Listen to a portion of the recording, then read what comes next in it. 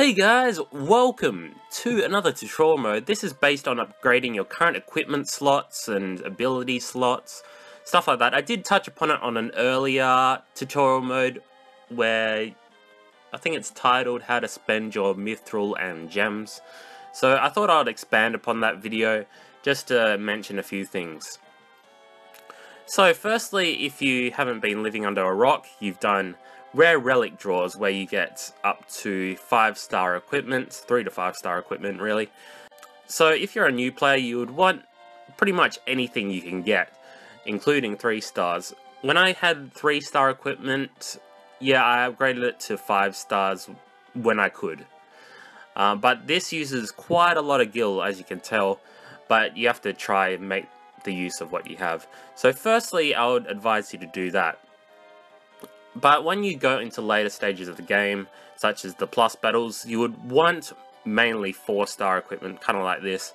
As you can see, a lot of them aren't combined, because you'll come across a lot of these duplicates, not really duplicates like this and this, but duplicates where you can get similar daggers which are actually more powerful than the ones you already have.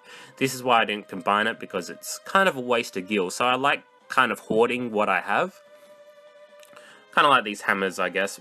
Things I won't actually use, but I may use in the future, depending about how much I have and stuff. There are also things to note that when you actually go through the classical events, you will come across spears and rods like this. Yeah, you don't want to sell these. I actually probably sold a few of unique soul break items, such as this one. This is a core unique character soul break, which kind of sucks if you sell it because you can't get it back, and you will run across them throughout the events, so definitely do not sell them. But you'll come across better ones in the future anyway. So even if you sell them right now at this specific time, it's alright, because later on they'll probably release better ones which you can use anyway. Because this isn't actually that good. Temporarily increase the user's mind. There are probably better ones like this sage one here. Call a random summon to your aid. This is freaking good, isn't it? Yeah, you definitely don't want to sell this one. So just looking through them, you just need to make sure that you don't sell something that you won't regret. Right now I'm at the stage where I'm just keeping the 4-star equipment, because 4-star equipment usually combines to a 6-star, which is actually more powerful in synergy than a 5-star equipment. So what I'm saying is a Final Fantasy VII such as, let me see what I have actually. We'll just take this Blaze Fire Saber as an example. If I use this in Final Fantasy XII, it won't be as powerful as a spear in Final Fantasy XII like this one here. But it would still be more powerful than a 3-star equipment. It's a huge upgrade, that's what I'm saying. A 3 to 4-star is a huge upgrade. So even if you get a 4-star in a relic draw, it's really, really good. If you get all 3 stars, then I feel kind of bad for you. But if you're a new player, then it shouldn't really matter to you, because you are going to use this equipment in the future anyway for synergy and stuff. There are a lot of Final Fantasies, such as Final Fantasy V, which don't have much synergy at all. See, I only have these 2 bows and some equipment here. So you kind of have to make use with what you have.